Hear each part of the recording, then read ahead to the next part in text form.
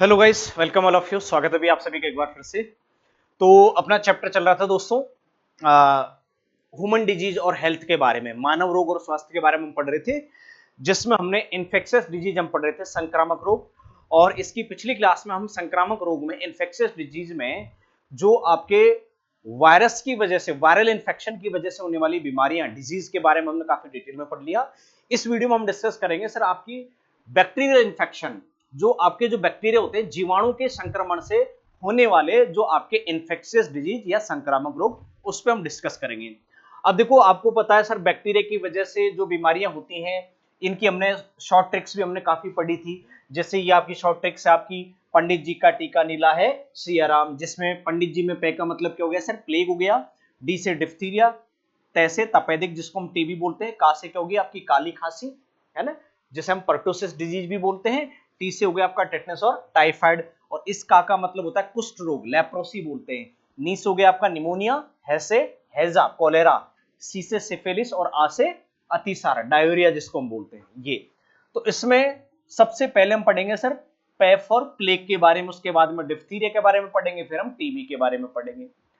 तो बैक्टीरिया की वजह से होने वाली जो आपकी डिजीज है, इन्फेक्शियस डिजीज, जो आपके संक्रामक जो रोग हैं, उनमें पहला आपका आता है सर प्लेग, है ना। ये जो प्लेग होता है, इस प्लेग को हम ब्लैक डेथ भी बोलते हैं। और ये भारत में, इंडिया में पहले महामारी के रूप में पहले ये फैल चुका है ना। महामारी के रूप में भी ये पहले फैल चुका है, पेंडेमिक के फॉर्मेट में। प्लेग का जो बैक्टीरिया होता है, इसका जो बैक्टीरिया होता है, उस बैक्टीरिया का नाम होता है सर, दो नाम होते हैं उसके। एक तो होता है सर, इसके बैक्टीरिया का नाम होता है पास्चुरेला पेस्टिस, और दूसरा नाम होता है, या इसका एक नाम ये भी होता है, यर्सीनिया पेस्टिस। तो दो नाम होते हैं सर प्लेग के, पास्चुरेला पेस्टिस या आपका यर्सीनिया पेस्टिस। होता किस वजह से सर ये वाली बीमारी, इसका जो कारण है, कॉज जो है सर, वो चूहे के काटने से, है ना। चूहे के काटने से ये प्लेग होता है। अगर हमें जो रैबिट होता है या जो माउस होता है, वो हमें ऐसे कुतर ले या बाइट कर ले, तो उससे ये होता है। अब इसमें हो क्या जाता है, हमारा जब ये वाला बैक्टीरिया हमारे शरीर में पहुंच जाता है, हमारे ब्लड में, तो हमारे जो खासकर जो नेल्स रहते हैं हमारे पैरों के, या खासकर स्पेशली हाथों की जो उंगलियां होती हैं, इनके नेल्स वाला हिस्से, यहां से धीरे धीरे हमारा जो ब्लड होता है, वो जो रेड कलर का होता है खून, वो धीरे धीरे काला पड़ने लग जाता है। और धीरे धीरे हमारी पूरी बॉडी का ब्लड काला पड़ जाएगा, और फिर जब आपका ब्लड ही मर जाएगा, काला पड़ जाएगा, तो इंसान की क्या हो जाती है, मौत हो जाती है। इसलिए इसको हम ब्लैक डेथ भी बोलते हैं। क्या बोलते हैं सर इसे हम, ब्लैक डेथ बोलते हैं, ब्लैक डेथ बोलते हैं इसे, काली मौत कहा जाता है इसे। इसको ही बोलते हैं सर काली मौत, है ना। ये तो इसके ऊपर ज्यादातर एग्जाम में क्वेश्चन ये आता है सर, काली मौत, ब्लैक डेथ के नाम से कौन सी बीमारी को जाना जाता है, तो वो आपकी ब्लैक डेथ होती है सर, आपकी वो प्लेग होता है, जिसका बैक्टीरिया होता है आपका पास्चुरेला पेस्टिस या यर्सीनिया पेस्टिस होता है, जो चूहे के काटने से होता है। मोस्ट इंपॉर्टेंट क्वेश्चन इस वाले बीमारी में से, प्लेग वाली बीमारी में से, दो क्वेश्चन ही सबसे ज्यादा ट्रेंडिंग बनते हैं। एक तो सर इसका कॉज क्या है, आपका कॉजेज क्या है सर, किस वजह से होता है ये, तो चूहे के काटने से ये वाली बीमारी होती है आपके, है ना। तो रेट अगर आपको बाइट कर लेगा, उससे होती है। दूसरा होता है सर इसका दूसरा निकनेम क्या है इस वाली डिजीज का, तो इस वाली बीमारी का जो दूसरा निकनेम होता है दोस्तों, वो कौन सा होता है सर आपका, वो होता है सर आपका ब्लैक डेथ बोला जाता है इसको, प्लेग को, है ना, ब्लैक डेथ बोला जाता है। अब इस बीमारी की अगर हम बात करें, ये सर आपके जो मुख्य रूप से जो आपके रोडोंट जो प्राणी होते हैं, जो कुतरने वाले जो प्राणी होते हैं ना, रोडोंट का मतलब जो, जैसे चूहा क्या करता है, क्या है सर, वो कुतरता है ना। जो आपका जो रेट होता है, वो क्या होता है, वो कुतरता है ना, कुतरने का काम करता है, तो उनको रोडोंट बोलते हैं, कर्तनक प्राणी होते हैं, है ना। उनमें ये पाया जाता है, स्पेशली चूहे में पाया जाता है। अगर हम इसके सर सिम्टम्स की बात करें, लक्षणों की बात करें कि सर इसके सिम्टम्स क्या है, लक्षण क्या है, तो सर सिम्टम्स में आता है सर, प्लेग वाली बीमारी में बुखार आता है और शरीर ठंडा पड़ जाता है। ज्यादातर बुखार में आपका शरीर गर्म रहता है, लेकिन स्पेशली दो तरीके के फीवर में, एक प्लेग वाले फीवर में और दूसरा निमोनिया में। निमोनिया में भी देखने को मिलता है बच्चों में ना, शरीर काफी ठंडा पड़ जाता है निमोनिया बुखार में।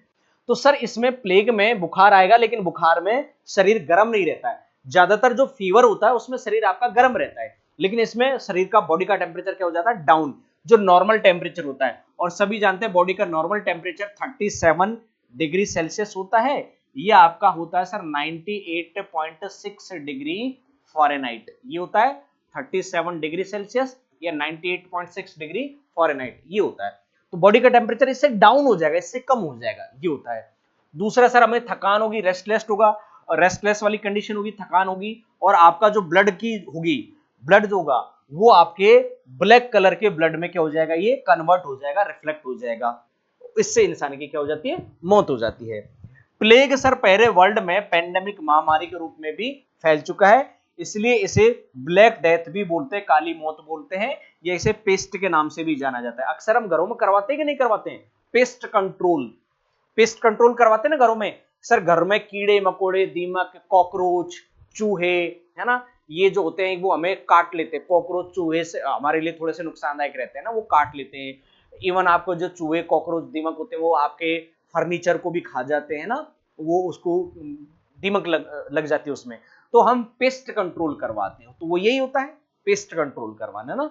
तो इसे ब्लैक डेथ के नाम से जाना जाता है, क्योंकि सर ये पहले आपका, और ये आपको उन इलाकों में भी ज्यादा देखने को मिलती है जहां ज्यादा बारिश होती है, जहां अक्सर ज्यादा बारिश होती है, या जहां पर अक्सर आपकी वो बाढ़ आती रहती है ना।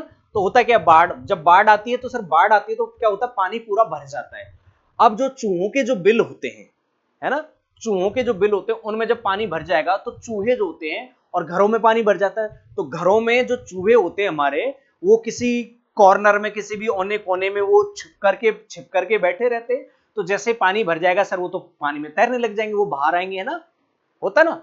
और बिलों से वो फिर, अगर मान लीजिए आप जिस एरिया में रह रहे हैं, जंगल वाले एरिया में रह रहे हैं या नॉर्मल एरिया में रहते हैं, वहां बिल होते हैं चूहों के, उन बिलों में पानी भर जाएगा तो फिर चूहे बिल से कहाँ आएंगे, बाहर आएंगे।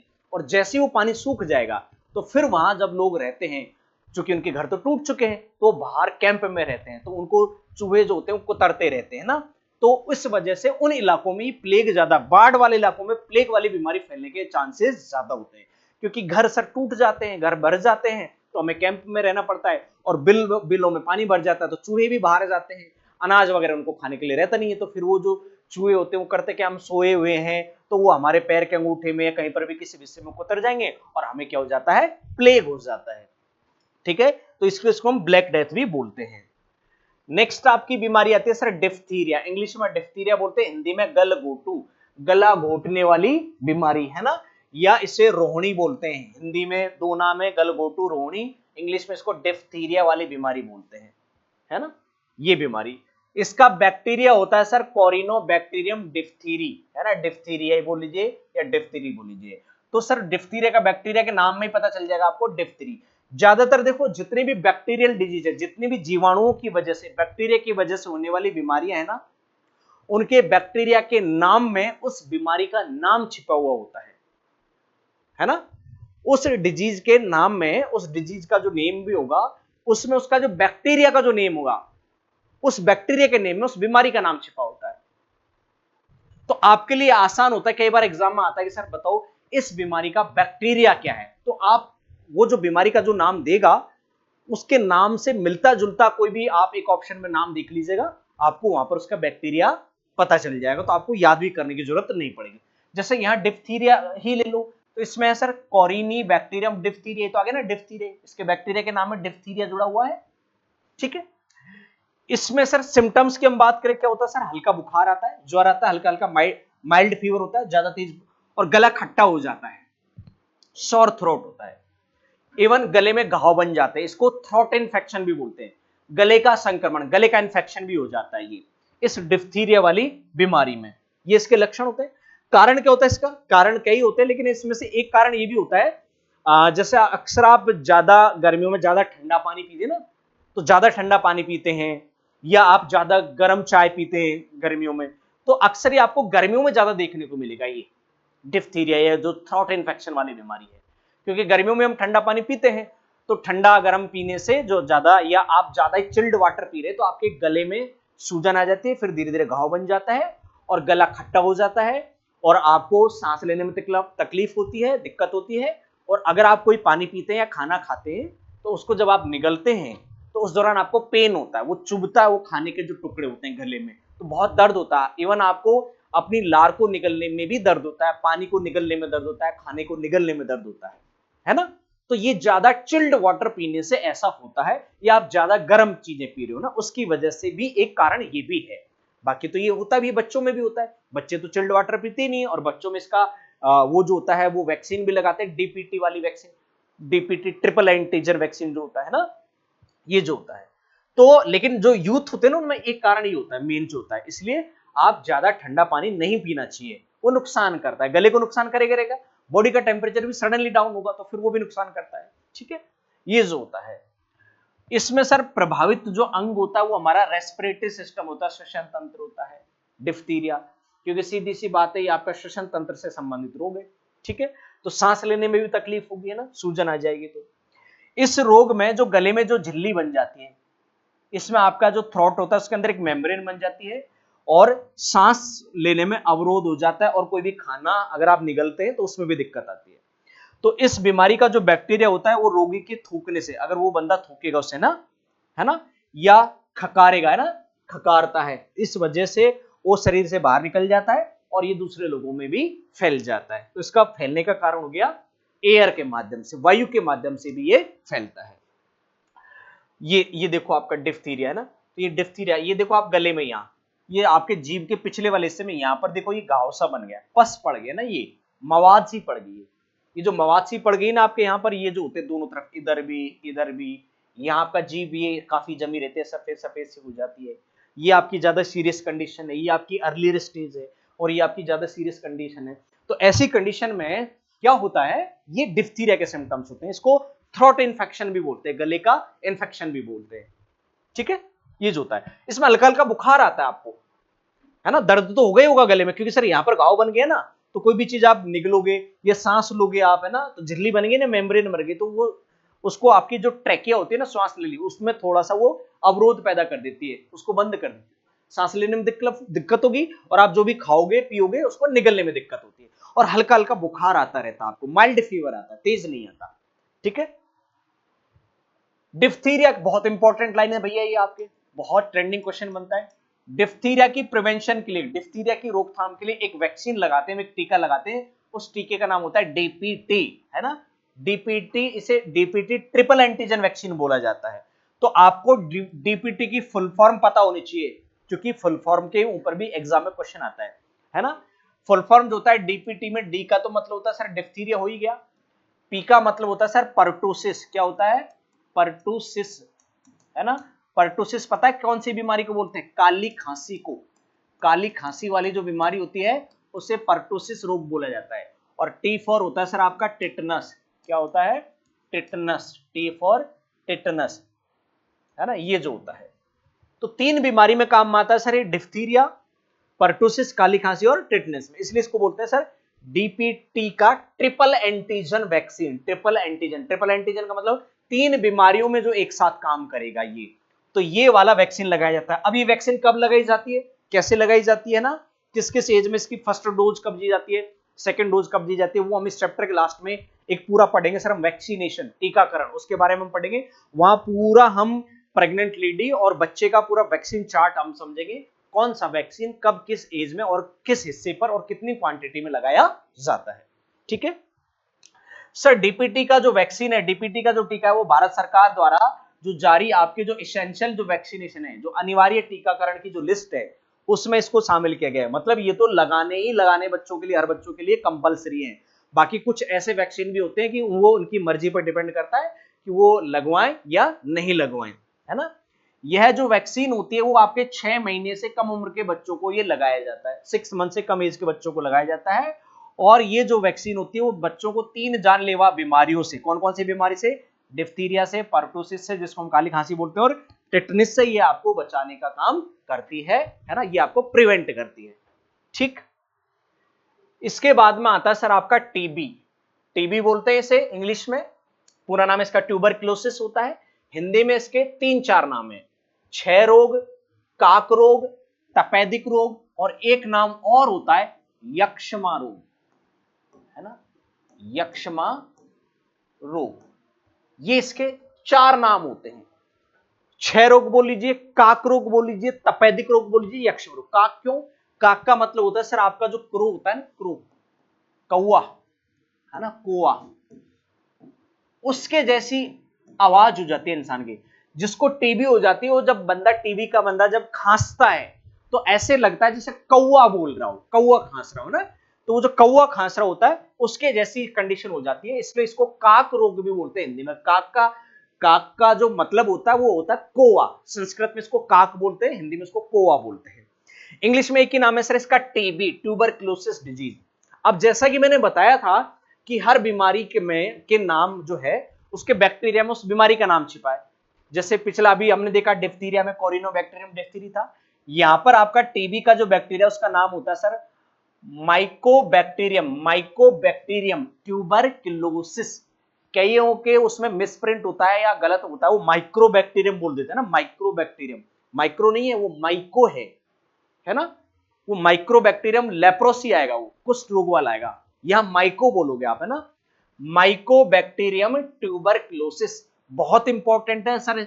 अक्सर वो टीबी के बैक्टीरिया का नाम पूछता रहता है एग्जाम में, इस डिजीज में से, इस वाली बीमारी में से।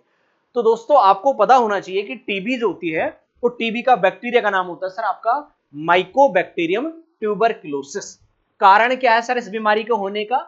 कारण तो एक तो स्मोकिंग, अगर आप ज्यादा स्मोकिंग करते हैं, है ना, या ज्यादा अल्कोहल पीते हैं, कंजप्शन करते हैं, तो उसका मुख्य कारण यही है सर, धूम्रपान, जिसको हम क्या बोलते हैं हिंदी में, धूम्रपान।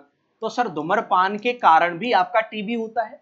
ये जो होता है, एक होता है सर अगर किसी बंदे को टीबी हो रही है और अगर वो खांसेगा या वो छींकेगा, स्नेजिंग करेगा, या वो लार को बाहर थूकता है, या वो टीबी का जो पेशेंट है वो उसके बगल में कोई नॉर्मल बंदा बैठा हुआ है, नॉर्मल पर्सन बैठा हुआ है, जब वो बातचीत करता है तो एयर के थ्रू टीबी का जो बैक्टीरिया होगा वो उस नॉर्मल पर्सन के सांस में चला जाएगा और उसे भी टीबी हो जाएगा लंबे समय के बाद में। तो ऐसा नहीं है कि सर आप स्मोकिंग नहीं करते, आप धूम्रपान नहीं करते, आप अल्कोहल का कंजप्शन नहीं करते तो आपको टीबी नहीं होगा। वही बात होगी ना, सर मैं तो गुटखा खाता ही नहीं तो मेरे कैंसर कहां से हो गया? भैया कैंसर कई तरीके का होता है, कई टाइप्स ऑफ जो कैंसर होते हैं वो डिफरेंट डिफरेंट तरीके के होते हैं और उनके होने के कारण भी कई होते हैं, कॉजेज भी अलग अलग होते हैं, उसके रीजंस भी अलग अलग होते हैं। उसी तरीके से जो टीबी होती है, टीबी का एक मुख्य कारण तो स्मोकिंग होता है ना, स्मोकिंग होता है। लेकिन टीबी कोई जरूरी नहीं स्मोकिंग से ही हो, और भी कई कारण होते हैं टीबी से। उनमें से एक कारण ये भी होती है कि सर किसी पेशेंट को टीबी हो रहा है, अगर वो खांसेगा, जैसे आपके घर में किसी को टीबी हो रही है, या ऐसा भी होता है जो ये जो आपकी खांसी होती है ना वो लंबे समय तक रहती है, कफ वाली जो बीमारी होती है ना, खांसी या परटूसिस डिजीज, काली खांसी भी जो होती है, वो जब खांसी आपकी लंबी खिंच जाती है सर, नॉर्मल खांसी आप दवाई लेते हैं सर 10 दिन में 15 दिन में बंद हो जाती है, लेकिन ये सर खांसी आपकी बंद ही नहीं हो रही, ठीक ही नहीं हो रही, 2 महीने से 3 महीने से 6 महीने से लगातार वो आपकी खांसी हो रही है, तो नॉर्मल खांसी भी आपकी टीबी में कन्वर्ट हो जाती है ना। और एक होता है सर आपका काली खांसी, परटूसिस डिजीज और टीबी, दोनों में सिम्टम्स सेम टू सेम है, मिलते जुलते हैं। लेकिन जब हम आगे पढ़ेंगे तो सर आप टीबी और उस परटूसिस डिजीज या काली खांसी को कैसे पहचानोगे? कई बार तो वो जो लोग होते हैं वो टेंशन में आ जाते हैं, सर मेरे तो खांसी 4 महीने से चल रही है, मेरे तो कहीं टीबी तो नहीं हुई है। तो आप कैसे पहचानोगे आपकी टीबी है या नहीं है? उसके हम तरीका बताएंगे आपको, पहले आप यहां पढ़ लीजिए। तो सर टीबी का पेशेंट अगर वो खांसीगा, छींकेगा, सलाइवा लार गिराएगा या वो बातचीत करेगा तो उसके जो बैक्टीरिया होंगे, टीबी के बैक्टीरिया, वो उसकी सांस के थ्रू, है ना, और एयर के थ्रू वो दूसरे बंदे के जब वो सांस खींचेगा, इनहेल करेगा, तो उसके शरीर में वो टीबी के बैक्टीरिया चले जाएंगे और जिससे उस हेल्दी पर्सन को भी, वो जो स्वस्थ व्यक्ति है उसे भी टीबी हो जाएगा। ऐसा इसलिए अगर हमारे घर में किसी को टीबी हो रहा है तो आप उसे क्वारंटीन रखिए, उससे दूर रखिए, उसको मास्क दीजिए पहनने के लिए, या आप अगर उसके बगल में बैठ रहे हैं तो मुंह पे जो भी रुमाल कपड़ा जो भी होता है मास्क वो लगा करके रखें, तब आप इससे बच सकते हैं। लक्षण क्या होते हैं सर, सिम्टम्स क्या होते हैं टीबी के? टीबी का सिम्टम्स होता है सर तेज बुखार आएगा, हाई फीवर होगा, खांसी आएगी आपकी, काफी तेज खांसी आती है, कफ आते हैं, है ना। साथ में सर खांसी के साथ क्या आता है, खून आता है। ये मेन सिम्टम्स है सर आपका टीबी और काली खांसी को अलग करने का, उसमें विभेद करने का, उसमें डिफरेंस करने का। काली खांसी में जिसको हम परटूसिस डिजीज बोलते हैं और टीबी में ये सारे सिम्टम्स मिलेंगे आपको, सेम टू सेम होते हैं, लेकिन टीबी में एक सिम्टम्स अलग से होता है कि सर इसमें जो आपका कफिंग होगी, खांसी होगी, उसके साथ में ब्लड आएगा, जबकि काली खांसी में सिर्फ और सिर्फ कफिंग होती है, खांसी आती है, ब्लड नहीं आता। है ना। तो इसमें ब्लड आ जाएगा बस खांसी के साथ में, जैसे आप खांस रहे हैं और आपके खांसी में ब्लड आ जाए, समझ जाइए आपको टीबी है। और अगर अभी खांसी के साथ में ब्लड नहीं आ रहा है तो आपको टीबी नहीं, अभी वो काली खांसी है, पर्टुसिस डिजीज है। लेकिन अगर लंबे समय तक वो खांसी आपके शरीर में रहेगी, 4-5-6 महीने रहेगी, तो अब वो टीबी में कन्वर्ट हो जाएगी। अगला जो सिम्टम्स होता है इसमें सर, छाती में दर्द होता है, चेस्ट पेन होता है बहुत ज्यादा, क्योंकि बंदा लगातार खांस रहा है, उससे वो रुकता ही नहीं है। जब ज्यादा कंटिन्यूअसली वो खांसेगा, कफिंग करेगा, तो सर उसको बहुत ज्यादा पेन होगा उसकी पसलियों में, है ना, मसल्स जो होती है यहाँ वाली, थोरोसिस जो होती है, या आपकी चेस्ट में, तो चेस्ट पेन होता है इसमें। सर बाहर में कमी आती है, लगातार उसका वजन कम हो जाता है, इसीलिए बोलते हैं ना, अरे कैसे मरा दुबला पतला सा हो रहा है ना, इतना कमजोर कैसे हो रहा है, टीबी का मरीज कैसे हो रहा है, बोलते ना टीबी का मरीज कैसे हो रहा है, टीबी के जैसा मरीज क्यों लग रहा है। तो टीबी के मरीज की वहां उसको जो वो जो उपमा दी गई थी, वो इसलिए दी गई, टीबी का मरीज का मतलब बहुत दुबला पतला है, तो इतना कमजोर क्यों हो रहा है, टीबी का मरीज जैसे हो रहा है ना। तो टीबी का मरीज का मतलब, टीबी का पेशेंट का मतलब बॉडी का वेट बहुत ज्यादा डाउन हो जाता है। तो ये इसमें होता है। इसको सर प्रिवेंट करने के लिए हम करते क्या सर, इसको टीबी को रोकने के लिए सर इसकी एक वैक्सीन लगती है, जिसको बोलते हैं बीसीजी वैक्सीन, बीसीजी का टीका, है ना। लेकिन ये एग्जाम में इसकी फुल फॉर्म भी पूछी गई थी, इवन इसमें से ये पूछ लिया सर, बीसीजी एक वैक्सीन है, टीबी की वैक्सीन है, और इसमें बीसीजी में से जो वर्ड जो सी है, इस वर्ड सी की मीनिंग क्या है, इसका इसके मीन्स क्या है सी से। तो सर बीसीजी की फुल फॉर्म होती है बेसिलस कैलमेटी और ग्वेरिन, बेसिलस कैलमेटी ग्वेरिन। एक्चुअली में इस बीसीजी वैक्सीन को दो साइंटिस्टों ने मिलकर के बनाया था, कैलमेटी और ग्वेरिन। कैलमेटी और ग्वेरिन दो वैज्ञानिक थे, इन्होंने मिलकर के, दो साइंटिस्ट थे, इन्होंने मिलकर के ये वैक्सीन बनाई, है ना। इसीलिए इसका जो पूरा नाम होता है बेसिलस कैलमेटी ग्वेरिन, जो टीबी को प्रिवेंट करता है। तो भैया ये भी बहुत ज्यादा इंपॉर्टेंट है, इस ये से मेन क्वेश्चन बनता है आपका एग्जाम में, ठीक। इसके बाद में हम बात करें सर, आ गया आपका काली खांसी, होपिंग कफ, होपिंग कफ, और एक नाम और होता है इसका सर, इसका पर्टोसिस, पर्टोसिस रोग। क्या होता है, पर्टोसिस रोग के नाम से भी इसको जाना जाता है दोस्तों। सर इसका बैक्टीरिया जो होता है दोस्तों, देखो गाइस, इसका जो बैक्टीरिया होता है वो क्या होता है सर, बोर्डेला, बोर्डीटेला, है ना, बोर्डीटेला पर्टोसिस। मैंने बोला ना, बैक्टीरिया वाली जितनी भी बीमारी हैं उनमें उस बीमारी का जो नाम है वो उसके बैक्टीरिया के नाम में छिपा हुआ है। तो सर देखो, पर्टोसिस डिजीज है, तो सर इसके बैक्टीरिया का नाम है बोर्डीटेला पर्टोसिस, आगे ना नाम, टीबी वाले में हमने देखा ही था, ट्यूबरक्लोसिस, ठीक है।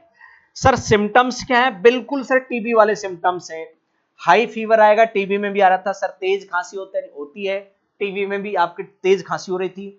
सर चेस्ट पेन होता है, छाती में जलन होती है, सर टीबी में भी आपको छाती में जलन हो रही थी सर, चेस्ट पेन होता है। बस इसमें फर्क क्या होता है सर, एक तो बाहर में कमी नहीं होती, शरीर का वजन जो होता है वो नहीं घटता है। दूसरा इसमें क्या सर, यहाँ खांसी तो होगी, लेकिन खांसी के साथ जो ब्लड होगा, ब्लीडिंग जो होगी, खून, वो नहीं आएगा। मेन ये है सर, खांसी के साथ खून नहीं है मतलब आपको टीबी नहीं है, आपको तो सर काली खांसी है। होपिंग कफ भी इसको बोलते हैं, होपिंग कफ, है ना। एक नाम और होता है सर इसका, कुकर खांसी, कुकर खांसी भी बोल लेते हो आप इसे। कुकर खांसी क्यों बोल लेते हैं, क्योंकि कुकर का मतलब पता है क्या होता है सर, डॉग, कुत्ता, कुत्ता, डॉग होता है। तो जब बंदे को ये आपको पर्टुसिस वाली खांसी हो जाती है ना, तो वो जब खांसता है ऐसे खांसता है जैसे कुत्ता खांसता है ना, इस तरीके से, है ना, ऐसे, इस तरीके से नॉर्मली खांसता ऐसे नहीं खांसेगा, इस तरीके से खांसेगा जैसे कुत्ता खांसता है ना। तो इसको हम कुकर खांसी भी बोलते हैं, हुपिंग, हुपिंग कफ भी बोलते हैं इसको, काली खांसी भी बोलते हैं, पर्टुसिस का मेन नाम होता है, ठीक है। ये इसका सर कोई वैक्सीन है क्या, है ना, डीपीटी, डीपीटी का वैक्सीन पढ़ा नहीं पढ़ा सर, टीबी का तो सर वो आपका वो है बीसीजी का टीका, इसके लिए सर डीपीटी, डिप्थीरिया पर्टोसिस, तो इसका वैक्सीन है, ठीक है।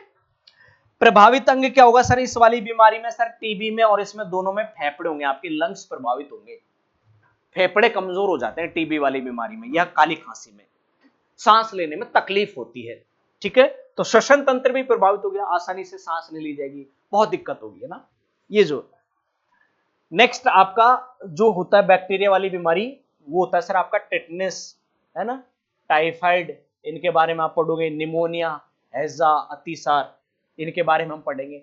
तो देखो अगर हम बात करें सर टेटनस की, टेटनस, टेटनस, देखो इसका बैक्टीरिया होता है सर क्लास्ट्रीडियम टिटेनी, क्लास्ट्रीडियम टिटेना या टिटेनी, आ गया ना, फिर से उस बीमारी का नाम आ गया आपको इसमें, वो डिजीज आपको यहां पर देखने को मिल रही है, फिर से आपको यहां उस बीमारी का नाम उसके बैक्टीरिया में मिल गया, तो आपको दिक्कत ही नहीं है। जब भी आपसे एग्जाम में पूछेगा बैक्टीरिया वाली जो बीमारी है उनके बैक्टीरिया का नाम पूछेगा, बताओ ये वाली जो बीमारी है टिटनेस वाली बीमारी, इसके बैक्टीरिया का नाम क्या है, तो जो आपको 4 ऑप्शन देंगे उसमें से कोई इसका मिलता जुलता नाम टिटेनी ढूंढ लेना, जिसमें मिल जाए वो उसका नाम है। तो सर टिटनेस का bacteria Clostridium tetani, Clostridium tetani. कारण क्या है सर, इसका कॉज क्या है, क्यों होती है टिटनेस वाली बीमारी? टिटनेस वाली जो बीमारी होती है सर आपकी, अगर आपको कहीं पर भी वाउंड्स हो जाए, जो घाव लग जाए, घाव हो गया आपका, उससे हो जाती है सर। आपका कहीं एक्सीडेंट हो जाए, है ना, इंजरी हो जाए, आपका एक्सीडेंट हो गया, तो एक्सीडेंट होने से आपको सर सीधी सी बात है कहीं ना कहीं आपको कट लगेगा या इंजरी होगी कहीं, है ना, खरोंच आएगी, उससे टिटनेस हो जाता है, क्योंकि सर टिटनेस के बैक्टीरिया तो इस मिट्टी में पड़े हुए हैं, घूम रहे हैं। उसके बाद में सर अनिर्जमा उपकरणों से, मतलब ये आपके जो होते हैं ना, ये जो आपके जो इक्विपमेंट होते हैं, है ना, इंडिजेशन इक्विपमेंट, मतलब जंग वाले, एनिरिज्म का मतलब जंग लगे हुए, जंग लगे हुए, है ना, जो आप कोई इंस्ट्रूमेंट्स या ब्लेड, है ना, ब्लेड इस्तेमाल करो सेविंग बनाने में, जंग लगी हुई, निडल, सिरिंज, कैंची, है ना, ये जो होता है नाइफ, तो उससे जब आप कट जाते हो तो आपको ये टिटनेस हो जाता है। इवन कई बार आप घर में भी या कहीं पर भी रेलिंग से, कहीं कोई रेलिंग थी उसका कोई एक किनारा निकला हुआ था और उसमें जंग लगी थी, उससे कट लग गया, दरवाजे के कॉर्नर से कट लग गया, उसमें जंग लगी थी, या आप स्कूल में चेयर टेबल पर बैठे हुए थे तो सर उस चेयर में उसकी कील निकली हुई थी थोड़ी सी बाहर, और कील में तो जंग लगी हुई होती है, वो आपको चुभ जाए तो उससे आपको टेटनेस होने के चांस होते हैं। तो जितने भी जंग लगी हुई चीजें, उनसे अगर आपको कटाव हो जाए, कट जाए आप, या उनसे कहीं पर भी आपको खरोच जाए, उससे टेटनेस होने के चांस रहते हैं। सिम्टम्स की अगर हम बात करें सर, इसके लक्षण कैसे पहचाने इसको टिटनेस हुआ है, तो सर क्या होगा सर, मस्कुलर फर्मनेस आ जाएगी, पेशीय दृढ़ता, मतलब हमारे जो शरीर की जितनी भी मसल्स होंगी वो काफी ऐसे जकड़ करके, अकड़ करके टाइट हो जाएंगे उस बंदे की, है ना, जब उसको टेटनेस का अटैक आता है। ये आप उनके उसका हाथों को सीधा नहीं कर सकते, जैसे सीधा करोगे वो वहीं आ जाता है ना, तो पूरी बॉडी में जो होती है वो थोड़ी सी जकड़न सी आ जाती है, अकड़ आ जाती है, अकड़ जाता है शरीर, है ना, फर्मनेस आ जाती है।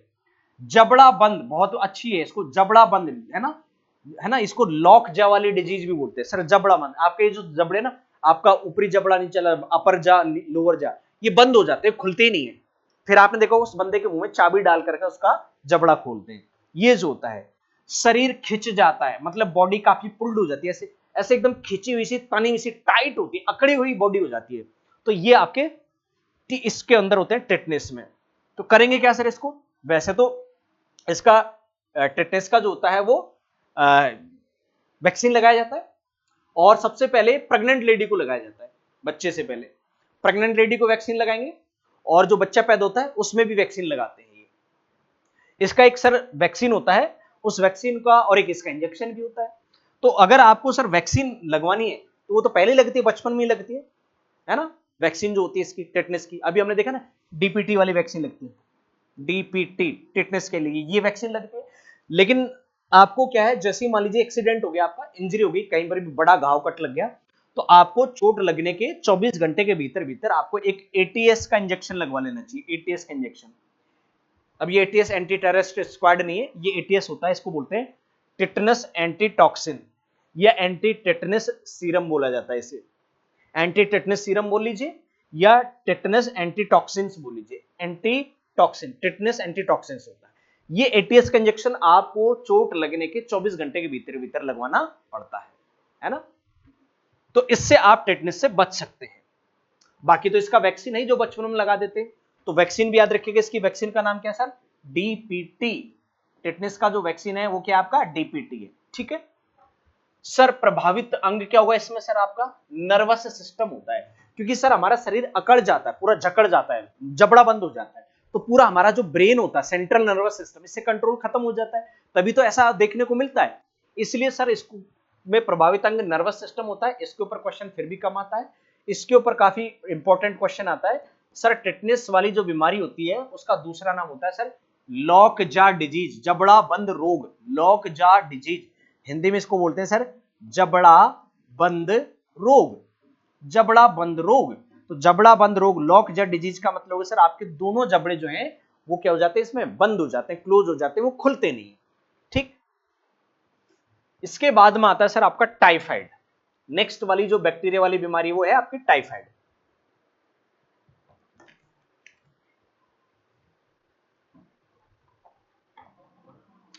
देखो फिर से आ गया, इसके बैक्टीरिया का नाम होता है sir salmonella typhi. Salmonella typhi, तो देखो इसमें बीमारी का नाम आ गया ना, टाइफाइड का टाइफी, मिलता जुलता है ना। तो इसके बैक्टीरिया का नाम हो गया साल्मोनेला टाइफी, ये टाइफाइड जो होता है। कारण क्या है सर, इसका मेन कारण तो है सर आप जो सड़ा गला खाना खाते हो ना, गंदा पानी पीते हो और सड़ा गला खाना, मक्खी बैठा हुआ खाना आप खाते हो, उससे टाइफाइड होता है, टाइफाइड होता है। और मक्खी वाले खाने से हैजा भी हो जाता है। बाजार में आप जाते हो ना सर, जलेबियां खा रहे हो या मिठाई खा रहे हो, उसमें मक्खियां बैठी हुई हैं, और वो खाना आप खा लोगे, सड़ा गला खाना खाओगे या गंदा पानी पियोगे तो आपको टाइफाइड हो जाता है। ये कारण है। एक कारण और होता है टाइफाइड होने का, आपने खाना सड़ा गला भी नहीं खाया, नॉर्मल आपको फीवर हो गया। अब जब आपको नॉर्मल फीवर हो जाता है तो आप करते क्या सर, डॉक्टर को नहीं दिखाते, डॉक्टर से कंसल्ट नहीं करते, सीधा आप मेडिकल पे जाकर के टैबलेट ले आते हो, भैया मुझे थोड़ा सा बुखार है और हल्का सा बदन दर्द भी है, कुछ टैबलेट दे दो बुखार की और साथ में कुछ एंटीबायोटिक दे दो। ये खुद से आप एक ही टैबलेट लेके आते, एंटीबायोटिक भी नहीं लाते। चलो डॉक्टर को भी नहीं भी दिखाया, आपने मेडिकल वाले से बोला भैया मुझे बुखार हो रहा है, एक काम करो पैरासीटामोल दे दो, आपने सिंगल पैरासीटामोल लिया 500 mg, 650 mg, जो बहुत हैवी डोज है 500 mg, 500 mg जो है आपकी, और जो 500 mg जो है, और इससे भी खतरनाक है ये मार्केट में 650 mg, डोलो 650 mg बोलते हैं ना, डोलो 650, ये जो आपकी, ये तो बहुत खतरनाक है। कितनी गर्मी करेगी सोचिए आप, कितनी ब्लीड, क्योंकि पैरासीटामोल हमारी बॉडी के अंदर ब्लीडिंग करती है, इंटरनल ब्लीडिंग, और शरीर में गर्मी बढ़ा देती है। इनके साइड इफेक्ट से दूसरी नई बीमारियां पैदा हो जाती है अगर आप ज्यादा यूज करते हो तो ये टाइफाइड दूसरा कब होता है, एक तो हो गया सर आपने मक्खी वाला सड़ा गला खाना खा लिया, ये गंदा पानी पी लिया उससे। दूसरा होता है सर आपको फीवर हुआ, बुखार हुआ, और फीवर होने पर आपने क्या किया, बगैर डॉक्टर को दिखाने गया, आपने सोचा सर डॉक्टर की फीस वीस का भी चक्कर रहता है, 100 200 300 रुपए फीस ले लेगा, दवाइयां महंगी महंगी देगा, बुखार ही तो आ रहा है, एक पैरासीटामोल ले आते, आप मेडिकल पे गए, मेडिकल वाले भैया को बोला, मेडिकल वाले भैया एक पैरासीटामोल दे दीजिए मुझे बुखार हो रहा है, हालांकि वो बोलता है और क्या हो रहा है, थोड़ी सी सर्दी भी लग रही है, तो कुछ और भी टैबलेट देने की कोशिश करता है, अरे नहीं नहीं तुम पैरासीटामोल दे दो, क्योंकि जेब में उतनी पॉकेट में उतने पैसे हैं, ये आप चाह रहे हो कि नहीं नहीं पैरासीटामोल से ठीक हो जाएगा। साथ में वो एंटीबायोटिक दे भी देता है, लेकिन उसको पता नहीं है आपकी कंडीशन, वो डॉक्टर नहीं है, वो फार्मासिस्ट है। डॉक्टर ज्यादा जज कर पाता है, ज्यादा डायग्नोस कर पाता है, समझ पाता है कंडीशन को, कितने दिन से बुखार था, हल्का उल्का, कितने टाइम आता था दिन में, क्या खाया था आपने, उसके बेसिस पर वो आपको मेडिसिन सजेस्ट करता है। लेकिन यहां तो आप खुद ही डॉक्टर हो गए, खुद ही आपने जांच भी कर ली और आप जाकर के मांगिए, आप एंटीबायोटिक लिए। अब आप सर सुबह बुखार चढ़ा, आपने सर पैरासीटामोल ले लिया, दोपहर में बुखार चढ़ा पैरासीटामोल ले लिया, नाइट में फिर से आपको फीवर आया पैरासीटामोल ले लिया, मिड नाइट में फिर से फीवर आया पैरासीटामोल, ऐसे आपने सर 3 दिन तक तो कोई दिक्कत नहीं, क्योंकि सर नॉर्मल फीवर को भी 3 दिन लग जाते हैं ठीक होने में, वायरल फीवर को भी 3 से 5 दिन लगता है, आजकल तो ज्यादा टाइम लगता है, 7 से 10 दिन तक का भी टाइम लगता है वायरल फीवर को, क्योंकि लोगों की इम्यूनिटी वीक हो गई है। ठीक है, अब हुआ ये कि सर आपने 5 दिन 6 दिन 7 दिन से वायरल फीवर से आप ग्रसित थे, आप घर पर ही ट्रीटमेंट ले रहे थे, डॉक्टर को प्रॉपर दिखाया नहीं, या आपका बुखार उतरा नहीं, तो अब जब आपका बुखार लंबा खिंच जाता है, 10 दिन 15 दिन जब खिंच जाता है, वो नॉर्मल जब बुखार होता है तो क्या होता है, ज्यादा पैरासीटामोल खाने से आपकी जो स्मॉल इंटेस्टाइन होती है ना, जो आपकी आंतें जो होती है उनमें घाव बन जाते हैं, और फिर वो आपकी जो बीमारी होती है नॉर्मल फीवर से वो टाइफाइड फीवर में कन्वर्ट हो जाती है। अब टाइफाइड फीवर के सिम्टम्स क्या है सर, जो भी आप खाना खाओगे बुखार तो आएगा ही आएगा, है ना, साथ के साथ में आप कुछ जब खा रहे हो तो सर वो आपको उसकी क्या हो रही है, वॉमिटिंग हो रही है, उल्टियां हो रही है।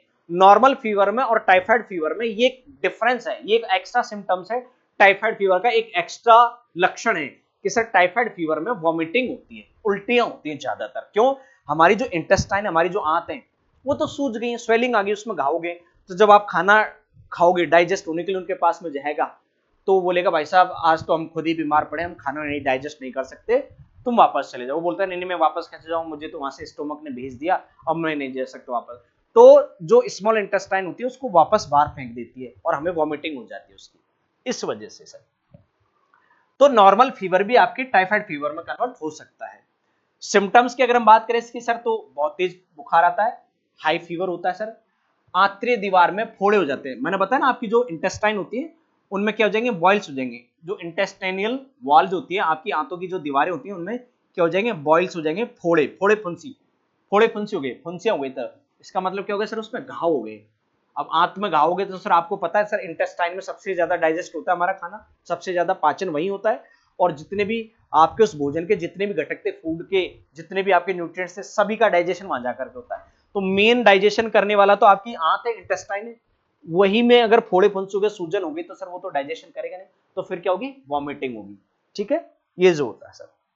इस रोग में प्रभावित अंग क्या होता है सर, इंटेस्टाइन, आंत। ये इंपॉर्टेंट है, ये पूछता है इस वाली बीमारी में प्रभावित अंग क्या होती है, आंत होती है। सर इसकी जांच की अगर हम बात करें, टेस्ट, तो टेस्ट कौन सा होता है सर इसकी, टाइफाइड की जांच के लिए होता है सर विडाल टेस्ट। कौन सा टेस्ट होता है, विडाल टेस्ट होता है। तो टेस्ट के बारे में पूछा है हालांकि क्वेश्चन, लेकिन ज्यादा बार नहीं पूछा है। ठीक है, लेकिन इसमें से ये पूछा सर टाइफाइड में प्रभावित अंग कौन सा होता है, और इसका बैक्टीरिया सबसे ज्यादा आपसे पूछा गया था। ये देखो टिटनेस ऐसे होता है ना, टिटनेस। अगर आपको यहाँ पर ये जंग वाली कील चुभ गई ना, तो यहाँ से इसमें जो जंग लगी हुई कील के, इसका जो आपका क्लास्ट्रीडियम टिटेनी का बैक्टीरिया है, वो आपके यहाँ मसल्स में ब्लड के माध्यम से ऐसे जाएगा, और पूरे बॉडी में वो टिटनेस के बैक्टीरिया फैल जाएंगे। और ऐसे फिर क्या होगा, पूरी बॉडी कैसे हो जाएगी, टिटनेस के बैक्टीरिया के अटैक की वजह से मसल्स काफी रिजिड हो जाएंगी, कठोर हो जाएंगी ना, कड़क हो जाएंगी, अकड़ जाएगा पूरा शरीर, है ना, ये जो होता है डायरिया में। इसके बाद में सर टाइफाइड को प्रिवेंट करने के लिए टीका, एक वैक्सीन लगाया जाता है, इसको बोलते हैं sir tab vaccine. Tab vaccine में क्या होता है, एक्चुअली टाइफाइड सर 3 तरीके का होता है। टाइफाइड भी जो होता है वो 3 तरीके का होता है। एक नॉर्मल टाइफाइड होता है, जिससे आप जो होता है सर टाइफाइड बोलते हो, नॉर्मल टी का मतलब हो गया टाइफाइड। एक सर आपका टाइफाइड 2 और होता है सर, पैरा टाइफाइड होता है ए टाइप का, और पैरा टाइफाइड बी टाइप का। ऐसे सर 3 तरीके का टाइफाइड है। तो सर तीनों तरीके के टाइफाइड से बचाने के लिए एक वैक्सीन जो बना है, उसका नाम रखा था सर टैब वैक्सीन। टैब का मतलब टाइफाइड, पैराटाइफाइड ए और पैराटाइफाइड बी, तीनों तरीके के टाइफाइड से ये आपको वैक्सीन बचाएगी। कौन सी, टैब वाली वैक्सीन। ठीक है, बाकी इसमें सर दवाइयां क्या होती है सर, ट्रीटमेंट क्या होता है इसका टाइफाइड का सर, आपको जो टाइफाइड की जो दवाइयां देंगे, टैबलेट कैप्सूल जो भी देंगे, उसमें साल्ट क्या होगा सर, एम्पिसिलिन। जैसे बुखार में क्या होता है, पैरासीटामोल। लेकिन वो पैरासीटामोल की टैबलेट अलग अलग कंपनी अलग अलग ब्रांड नेम से मार्केट में लॉन्च करती है, जैसे कॉम्बिफ्लेन, कॉम्बिफ्लेम है ना, फ्लैक्सोन, डाइक्लोविन प्लस, और भी बहुत सारे नाम है आपको, है ना, ये जो होते हैं। तो पैरासीटामोल साल्ट तो पैरासीटामोल है, हर एक ब्रांड की दवा में, चाहे कॉम्बिफ्लेम ले लो, चाहे आपका डाइक्लोविन प्लस ले लो, चाहे डोलो 650 ले लो, चाहे आपका वो फ्लैक्सोन ले लो, सभी में पैरासीटामोल ये मेन साल्ट, कुछ अलग नहीं है। लेकिन हर कंपनी ने अलग अलग ब्रांड बनाया, थोड़ा सा चेंज कर करा करके, इसलिए सबका नाम अलग अलग है। ऐसे ही टाइफाइड की कोई भी जो दवाई होगी, उसमें बेस साल्ट जो होता है वो क्या होता है आपका, एम्पिसिलिन। दूसरा क्लोरमफेनिकॉल एंटीबायोटिक्स, इससे आपको टाइफाइड का इलाज किया जाता है। ठीक, टाइफाइड के बाद में आपका बैक्टीरिया की वजह से होने वाली अगली जो बीमारी आती है, वो आती है सर निमोनिया। निमोनिया या न्यूमोनिया बोलते हैं इसको। ठीक है, इसके बैक्टीरिया के नाम में ही नाम है सर स्ट्रेप्टोकोकस न्यूमोनी। आ गया ना, फिर से बीमारी का नाम आ गया, निमोनिया, न्यूमोनी, स्ट्रेप्टोकोकस न्यूमोनी है सर इसका। सिम्टम्स क्या है सर इसके, निमोनिया के होने का कारण क्या है, बच्चों में निमोनिया क्यों हो जाता है सर, जब वो ज्यादा ठंड के संपर्क में रहते हैं। जैसे छोटे बच्चों में निमोनिया ज्यादा होता है, या बड़े बुजुर्गों में भी होता है ये निमोनिया ना, जब उनको सर्दी लग जाती है। ज्यादातर केसेस में छोटे बच्चों को होता है, और छोटे बच्चों की डेथ जो होती है सबसे ज्यादा 2 बीमारियों से होती है, एक निमोनिया से, निमोनिया जिसको बोल लीजिए, दूसरा डायरिया से, उल्टी दस्त से। इनसे डेथ बहुत ज्यादा होती है बच्चों की, इसलिए इनको डायरिया से बचाना चाहिए और निमोनिया से बच्चे को बचाना चाहिए। निमोनिया किस वजह से होता है सर, जब बच्चे को काफी ज्यादा दिनों तक गहरी ठंड लग जाती है, उससे निमोनिया होता है। कैसे सर, सर्दी में रात में उसने ओढ़ने का कंबल हटा दिया, अब पूरी रात वो जो है बगैर ओढ़े हुए बिस्तरों के वो पड़ा हुआ है ना, माँ को ध्यान ही नहीं है, तो रात भर सर्दियों में सर वो 1 दिन 2 दिन तक ऐसे वो बगैर बिस्तर के रह जाता है ना, खुला रहता है, तो वो सर्दी लग जाती है, उस बच्चे की सर्दी बैठ जाती है शरीर में, उससे निमोनिया हो जाता है। या बच्चे ने सर सुसु कर दिया, और सुसु कर दिया तो उसने टॉयलेट कर दी, अब वो बिस्तर सर गीला हो गया, और सर्दियों में सर वो गीले बिस्तर में रात भर पड़ा हुआ है, या वो कूलर के आकर के ठंडे ठंडे कूलर में सो गया है वो, और उसने सुसु भी कर दिया है, तो बिस्तर गीला हो रहा है, ऊपर से कूलर की ठंडी हवा उसे लग रही है, उससे उसके शरीर में सर्दी बैठ जाती है, ठंड बैठ जाती है, और उसको निमोनिया हो जाता है। है ना। तो इससे बच्चों का निमोनिया का कारण एक ज्यादातर कारण यही होता है। ठीक है, ये जो होता है सिम्टम्स की अगर हम बात करें सर, अचानक से सर शरीर ठंडा पड़ जाएगा, छाती में दर्द होगा, मतलब चेस्ट पेन होता है, यहाँ सांस लेने में दिक्कत होती है, और सर क्या आता है, बुखार आता है, और सबसे ज्यादा उससे दिक्कत होती है, सांस नहीं ली जाती, उसे सांस लेने में दिक्कत होती है, उसकी सांस तेज चलने लग जाती है। इसे आम भाषा में बोलते हैं बच्चे की पसलियां चलना, निमोनिया होना, ये इसके लक्षण है सर। सर इसमें बुखार तो आएगा, लेकिन बुखार में शरीर कैसा हो जाएगा, ठंडा हो जाएगा। मैंने बताया ना आपका दो बीमारियों में, टीबी में और निमोनिया में, दोनों बीमारियों में क्या होता है, आपका बॉडी का टेम्परेचर डाउन हो जाता है, शरीर ठंडा पड़ जाता है। दोनों में बुखार आता है, लेकिन इस बुखार में ठंडा हो जाता है बॉडी, बाकी बुखार में शरीर गर्म होता है। सर ये जो रोग होता है वो छोटे शिशुओं में सबसे ज्यादा, बच्चों में ये सबसे ज्यादा होता है। तो यहां से भी क्वेश्चन आ जाएगा सर, छोटे बच्चों में कौन सी बीमारी सबसे ज्यादा देखने को मिलती है, निमोनिया वाली बीमारी सबसे ज्यादा देखने को मिलती है। इसकी मेडिसिन क्या है सर, वैसे तो इसके वैक्सीन लगते हैं, इसकी मेडिसिन है सर एरिथ्रोमाइसिन या टेट्रासाइक्लिन। तो जो भी दवाई आपको देगा डॉक्टर, उसमें या तो एरिथ्रोमाइसिन होगा बेस साल्ट, या टेट्रासाइक्लिन होगा, ये इसकी क्या है, मेडिसिन है। इसके बाद में सर नेक्स्ट बैक्टीरिया वाली बीमारी आती है आपका हैजा, कोलेरा, हैजा या कोलेरा, हैजा बोल लो या कोलेरा बोल लो सर। इसका बैक्टीरिया है sir Vibrio cholerae, Vibrio cholerae. देखो फिर से यहां पर आपके बैक्टीरिया का नाम आ गया बीमारी के नाम, है ना, बैक्टीरिया में बीमारी का नाम आ गया कोलेरा कोलेरी। ठीक है, तो बैक्टीरिया होता है इसका विब्रियो कोलेरी। भैया इसका बैक्टीरिया के ऊपर क्वेश्चन ज्यादा पूछता है वो बार बार, हैजा का बैक्टीरिया क्या है, कोलेरा का बैक्टीरिया क्या है, विब्रियो कोलेरी। कारण क्या है सर इसका, अशुद्ध जल और भोजन के सेवन से आपको हैजा आ जाता है। मतलब वही मक्खियों वाला सड़ा गला खाना आप खाओगे, मिठाइयां खाओगे, कई दिनों से अगर आप मीट भी खा रहे हो, चिकन खा रहे हो, उस पर वही मक्खियां बैठ रही हैं, वो खाने से आपको ये हैजा हो जाता है। मेन कारण ये सड़ा गला खाना, गंदा खाना खाने से ये हैजा होता है, ये जो होता है। और भी हो जाता है, जैसे वो आप होता है ना तरबूज और आम, गर्मी में आपने वो जो आम और तरबूज मार्केट से लेके आए, वो गरम गरम आम और तरबूज आप खा गए, उससे भी हैजा हो जाता है। इसलिए आम और तरबूज को कम से कम बाल्टी में पानी में या जिस भी बर्तन में पानी में 2 से 3 घंटे डाल के रखना चाहिए, फिर आप उसे खा सकते हैं, या आप उसे चाहे तो बाद में फ्रिज में रख करके इस्तेमाल कर सकते हैं। तो गरम गरम तरबूज और आम खाने से भी हैजा हो जाता है, लेकिन हैजा होने का मुख्य कारण है सर आपने ये जो सड़ा गला खाना खाया है उसकी वजह से। सिम्टम्स क्या होते हैं सर कोलेरा के, हैजा के, कोलेरा में क्या होगा सर, वॉमिटिंग होगी, उल्टी होंगी, दस्त लग जाएंगे, डायरिया हो जाता है, और लगातार वो कुछ भी खा रहा है सर उसे उल्टियां हो रही हैं, शरीर में वो रुक ही नहीं पा रहा है, लगातार कुछ भी खा रहा है, पानी भी पी रहा है, उसे सर दस्त लग रहे हैं, तो शरीर में रुक नहीं पा रहा है पानी, तो शरीर में पानी की क्या हो जाएगी, कमी, तो क्या हो जाता है, डिहाइड्रेशन, निर्जलीकरण वाली स्थिति पैदा हो जाती है हैजा वाली बीमारी में। तो ये भी इंपॉर्टेंट बनता है इस एग्जाम के ऊपर, कौन सी बीमारी में शरीर में पानी की कमी वाली स्थिति पैदा हो जाती है, डिहाइड्रेशन वाली कंडीशन वहां पर उत्पन्न हो जाती है, तो वो होता है आपका कोलेरा वाली बीमारी में, हैजा वाली बीमारी में। हैजा अब करोगे क्या, तो वो जो बंदा होगा ना सर कोलेरा का पेशेंट, उसको अगर आप नॉर्मल पानी भी पिलाओगे तो सर पानी पीते ही उसको डायरिया, दस्त लगेंगे, पॉटी आएगी, वो भगेगा, जबकि उसने खाना खाया भी नहीं है, सिर्फ पानी पिया है, तो पानी पीते ही वो पतले पतले पानी के जैसे वो दस्त जाएगा, तो उसके शरीर में पानी रुक ही नहीं रहा नॉर्मल, खाना अगर वो खाएगा तो वो दस्त जाएगा, रुकेगा नहीं, या उल्टे हो जाएंगे, तो सर उसका शरीर काफी कमजोर हो जाता है, काफी थकान आ जाती है उस बंदे को। तो उसको करते क्या, फिर नॉर्मल पानी नहीं पिलाते उसको, एक इलेक्ट्रोलाइटिक वाला वो आता है वाटर है, तो इसको कोलेरा के पेशेंट को एक ओआरएस वाला घोल पिलाया जाता है, ओआरएस सॉल्यूशन, इसको बोलते हैं ओरल रिहाइड्रेशन सॉल्यूशन। डिहाइड्रेशन को रिहाइड्रेट करने का काम करता है ओआरएस, इलेक्ट्रोलाइट।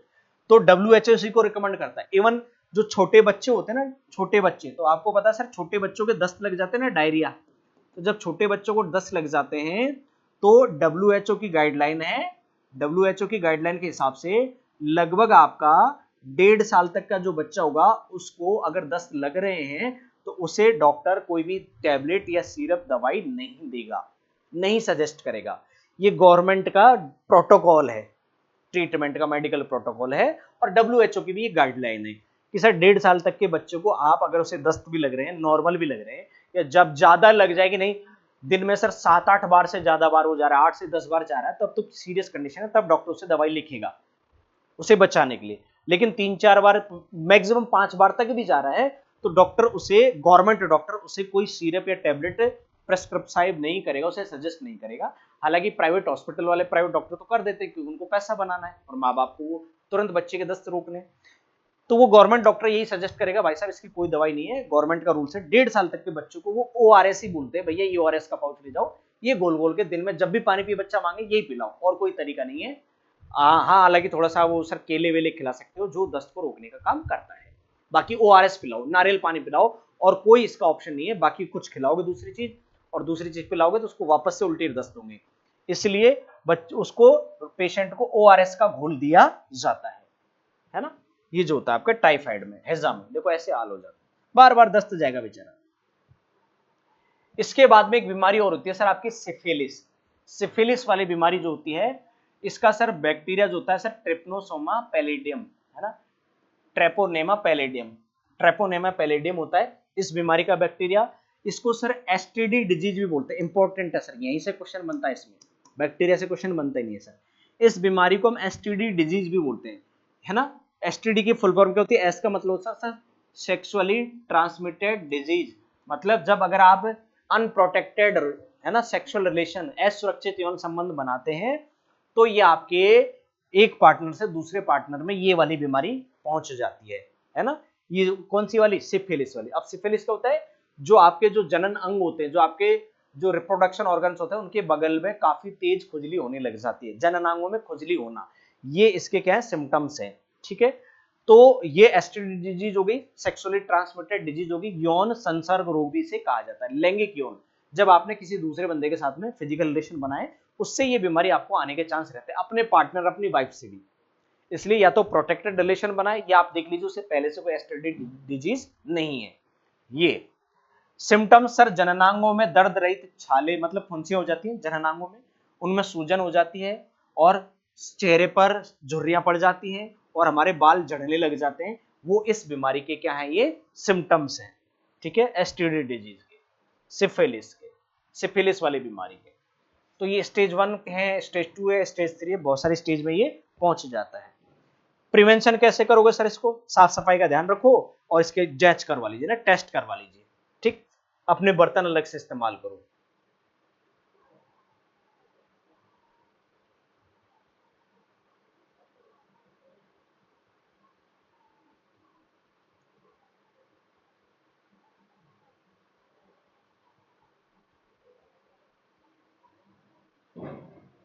इसके बाद में आता है सर आपका कुष्ठ रोग।